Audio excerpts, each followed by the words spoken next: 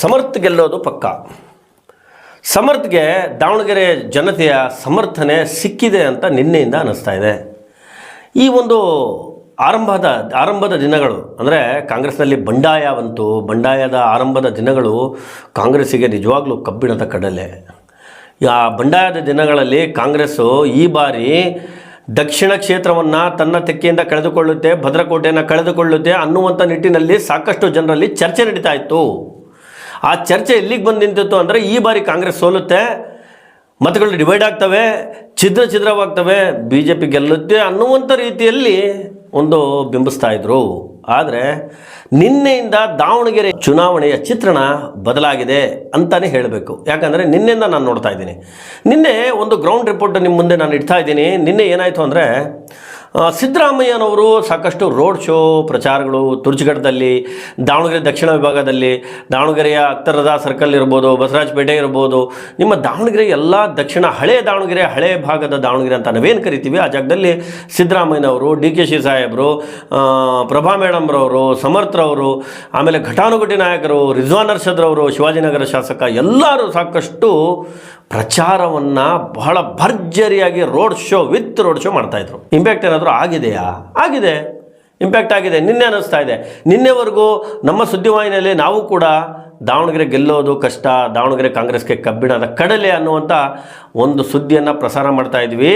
ನಿನ್ನೆ ರಾತ್ರಿ ದಾವಣಗೆರೆಯ ಅಖ್ತರ್ ರಜಾ ಸರ್ಕಲ್ನಲ್ಲಿ ನಡೆದಿರ್ತಕ್ಕಂಥ ಕಾರ್ಯಕ್ರಮವನ್ನು ನೋಡಿದರೆ, ಕಾರ್ಯಕ್ರಮದ ಜನೋಸ್ತಮವನ್ನು ನೋಡಿದರೆ, ಜನರ ಬೆಂಬಲವನ್ನು ನೋಡಿದರೆ, ಜನರ ಸಮರ್ಥನೆಯನ್ನು ನೋಡಿದರೆ, ಸಮರ್ಥ ಪರವಾಗಿ ಮಾತಾಡೋದನ್ನು ನೋಡಿದರೆ, ದಾವಣಗೆರೆ ದಕ್ಷಿಣ ಕ್ಷೇತ್ರದಲ್ಲಿ ಉಪಚುನಾವಣೆಯಲ್ಲಿ ಕಾಂಗ್ರೆಸ್ 100ಕ್ಕೆ 100 ಗೆಲ್ಲೋದು ಪಕ್ಕ.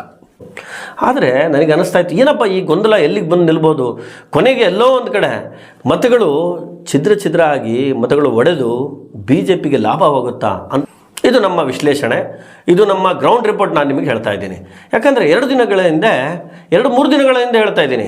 ಗ್ರೌಂಡ್ ರಿಪೋರ್ಟಿಗೆ ನಾನು ಹೋದಂಥ ಸಮಯ, ನಮ್ಮ ವರದಿಗಾರಿಗೆ ನಾನು ಕಳಿಸಲಿಲ್ಲ, ನೇರವಾಗಿ ನಾನೇ ಹೋಗಿದ್ದು ಗ್ರೌಂಡ್ ರಿಪೋರ್ಟಿಗೆ. ಆ ಸಂದರ್ಭದಲ್ಲಿ ಏನಾಯಿತು, ಜನ ಗೊಂದಲದಲ್ಲಿದ್ದರು, ಏನೇನೋ ಹೆಂಗೆಂಗೋ ಹೇಳ್ತಾಯಿದ್ರು. ಯಾರಿಗೆ ಒಬ್ಬರು ಕಾಂಗ್ರೆಸ್ ಅಂತಾರೆ, SDP ಅಂತಾರೆ, ಇನ್ನೊಬ್ಬರು ಸ್ವತಂತ್ರ ಅಭ್ಯರ್ಥಿ ಅಂತ. ಆದರೆ ನಿನ್ನೆಯ ಒಂದು ಬದಲಾವಣೆ, ಕಾಂಗ್ರೆಸ್ ನಿನ್ನೆ ಏನು ಬದಲಾವಣೆ ಮಾಡ್ತಲ್ಲ, ಆ ಬದಲಾವಣೆ ಎಲ್ಲಿಗೆ ಬಂದು ನಿಂತಿದೆ ಅಂದರೆ ಜನ ಡೈರೆಕ್ಟಾಗಿ ಹೇಳ್ತಾ ಇದ್ದಾರೆ ಕಾಂಗ್ರೆಸ್ ಗೆಲ್ಲುತ್ತೆ.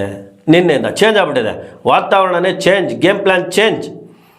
SS ಮಲ್ಲಣ್ಣನವರು ಅಷ್ಟು ಸಲೀಸಾಗಿ ಒಂದು ಕ್ಷೇತ್ರವನ್ನು ಬಿಟ್ಕೊಡ್ಲಿಕ್ಕೆ ತಯಾರಿಲ್ಲ.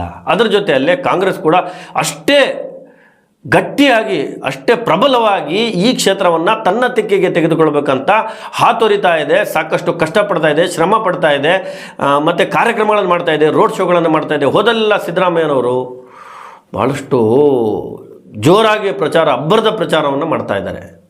ಇನ್ನು ಸಮರ್ಥ ಶಾಮ್ನವರಿಗೆ ನಿನ್ನೆ ಸಿದ್ದರಾಮಯ್ಯನವರು ಹೇಳಿರ್ತಕ್ಕಂಥದ್ದು, ಮದುವೆ ಆಗದ ಯುವಕ, ಇನ್ನೂ ಮದುವೆ ಆಗಿಲ್ಲ ಯುವಕ, ಸಮಾಜ ಸೇವೆಗೆ ಬಂದಿದ್ದಾನೆ, ನಿಮ್ಮ ಕೈಯಲ್ಲಿದೆ, ಗೆಲ್ಲಿಸ್ರಿ, ಸಮರ್ಥನನ್ನು ಗೆಲ್ಲಿಸ್ರಿ ಅನ್ನುವಂಥ ಮಾತನ್ನು ಹೇಳಿದರು. DK ಶಿ ಸಾಹೇಬರು ಇನ್ನೂ ಒಂದು ಹೆಜ್ಜೆ ಮುಂದಕ್ಕೆ ಹೋಗಿ ಸಮರ್ಥ ಗೆಲ್ಲೋದು ಪಕ್ಕ, ಕಾಂಗ್ರೆಸ್ ಗೆಲ್ಲೋದು ಪಕ್ಕ ಅಂತ ಹೇಳಿದರು. ರಿಜ್ವಾನ್ ಅರ್ಷದ್, ಶಿವಾಜಿನಗರ ಶಾಸಕ, ರಾತ್ರಿ ಅಬ್ಬರದ ಭಾಷಣ, ಜನ ಕೇಕೆ ಶಿಳ್ಳೆ, ಸಾವಿರಾರು ಜನ ಸೇರಿದರು. ಭಾಳಷ್ಟು ಒಂದು ಉತ್ತಮವಾಗಿ ಭಾಷಣವನ್ನು ಮಾಡಿದರು. ಏನೋ ಕನ್ನಡದಲ್ಲಿ ಭಾಷಣ ಮಾಡಬೇಕಿತ್ತು ಅಂತ ಕೂಗು ಬರ್ತಾ ಇದೆ. ಆದರೆ ಆ ಜಾಗದಲ್ಲಿ ದಕ್ಷಿಣ ಭಾಗದಲ್ಲಿ ಮುಸ್ಲಿಂ ಜನಸಂಖ್ಯೆ ಜಾಸ್ತಿ ಇದೆ. ಮುಸ್ಲಿಮಿಗೆ ಸ್ವಲ್ಪ ಕನ್ನಡ ಇನ್ನೂ ಕಷ್ಟ, ಕಲಿತಿದ್ದಾರೆ, ಕನ್ನಡ ಬರೋದು ಕಷ್ಟ.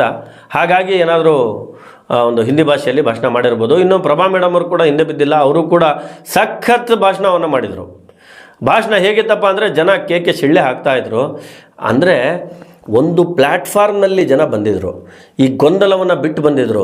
ತಮ್ಮ ಮಾನಸಿಕತೆ ಏನಿದೆ, ಈ ಸಲ ನಾವು ಕಾಂಗ್ರೆಸ್ಸಿಗೆ ಹಂಗೆ ಮಾಡಬೇಕು, ಇಲ್ಲ ಆಗಲ್ಲ, ನಾನು ನೋಡ್ದಂಗೆ ಕಾಂಗ್ರೆಸ್ಸಿಗೆ ನೀವೇನಾದರೂ ಒಂದು ಸ್ವಲ್ಪ ಯಾರಾದರೂ ಹೇಳ್ಬೋದು, ನಾವು BJPಗೆ ಆಗ್ತೀವೋ ಇನ್ನೊಂದು ಅಂತ ಹೇಳ್ಬೋದು. ಆದರೆ ಚಾನ್ಸ್ ಇಲ್ಲ, ಅಲ್ಪಸಂಖ್ಯಾತರು ಕಾಂಗ್ರೆಸ್ಸಿಗೆ ಬಿಟ್ಟು ಹೋಗೋದಿಲ್ಲ ಅನ್ನುವಂಥ ಒಂದು ಮುಂಚೆಯಿಂದಲೂ ನಡ್ಕೊಂಡು ಬಂದಿರತಕ್ಕಂಥ ಪ್ರತೀತಿ ಇದು. ಅದರಲ್ಲಿ ಈ ಬಾರಿ ಸ್ವಲ್ಪ ಏನೋ ಆಗಿತ್ತು, ಸರಿಯಾಗಿದೆ, ಓಕೆ ಸರಿಯಾಗಿದೆ. ಈಗ ನಿನ್ನೆ ಬಗ್ಗೆ ಮತ್ತೆ ಬಂದುಬಿಡ್ತೀನಿ. ಮತ್ತೆ ಯಾಕಪ್ಪ ಕಾಂಗ್ರೆಸ್ ಹೆಂಗಪ್ಪ ಗೆಲ್ಲುತ್ತೆ? ಯಾಕೆ ಪ್ರಶ್ನೆ ಕೇಳ್ಬೋದಲ್ಲ ನೀವು, ಹೆಂಗೆ ಗೆಲ್ಲುತ್ತೆ?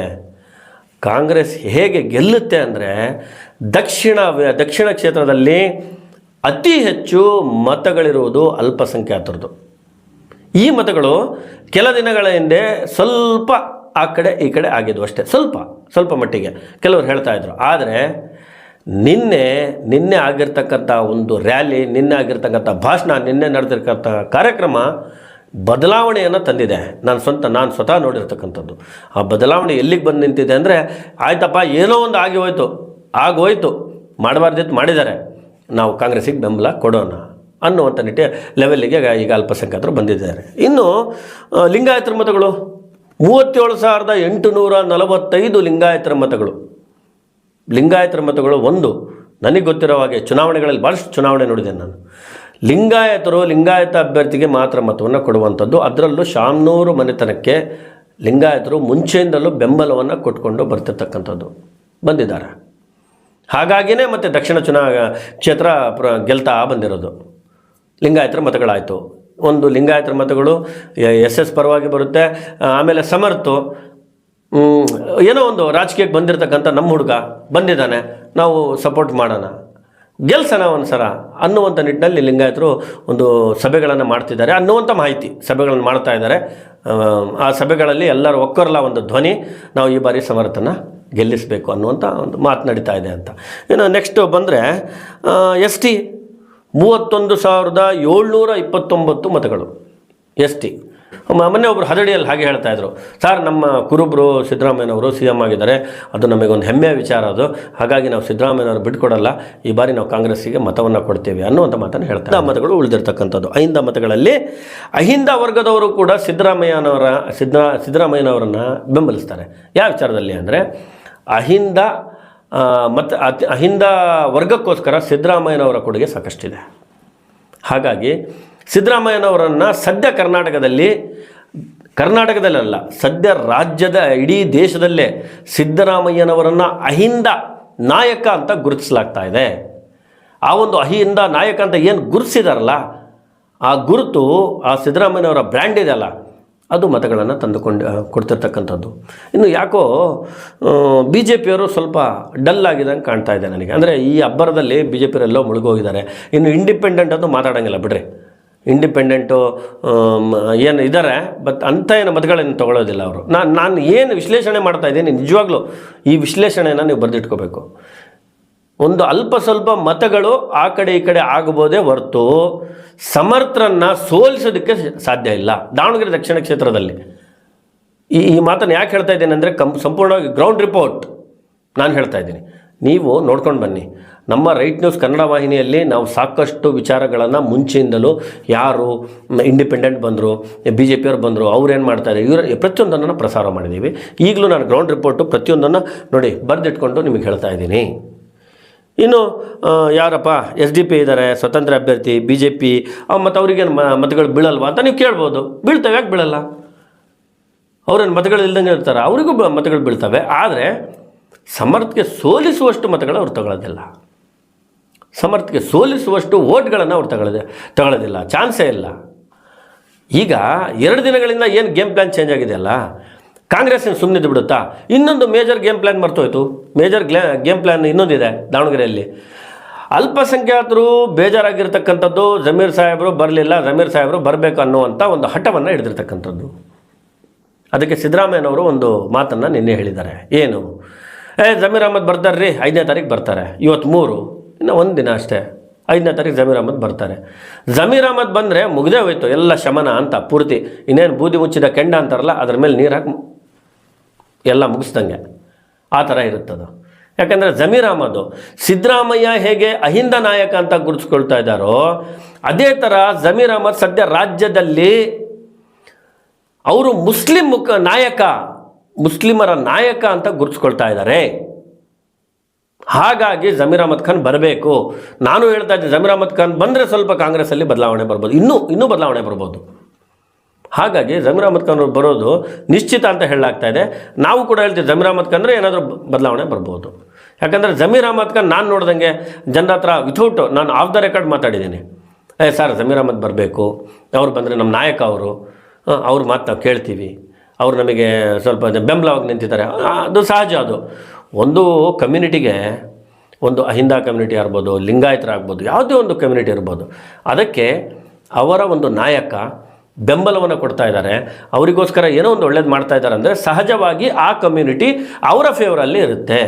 ಆ ಸಂದರ್ಭದಲ್ಲಿ ಅವ್ರು ಬಂದರೆ ಅವ್ರ ಮಾತನ್ನು ಕೇಳುತ್ತೆ. ಇದು ಸಹಜ. ಇದು ಹೀಗಾಗಿ ದಾವಣಗೆರೆ ಒಟ್ಟಾರೆ ಚಿತ್ರಣ ಹೇಳ್ತಾ ಇದ್ದೀನಿ. ನಿಜವಾಗ್ಲೂ ಈ ಬಾರಿ ಮಾತ್ರ 100ಕ್ಕೆ 100 ಸಮರ್ಥ ಗೆಲ್ಲೋದು ಪಕ್ಕ. ಇದು ವಿಶ್ಲೇಷಣೆ. ನೀವು ಅದರ ಬಗ್ಗೆ ಇನ್ನೂ ಒಂದು ವಾರ ಇದೆ, ಇನ್ನೂ ಏನೇನಾಗ್ಬೋದು ಏನೋ ಅಂತ, ಏನೇ ಆಗಿರ್ಬೋದು.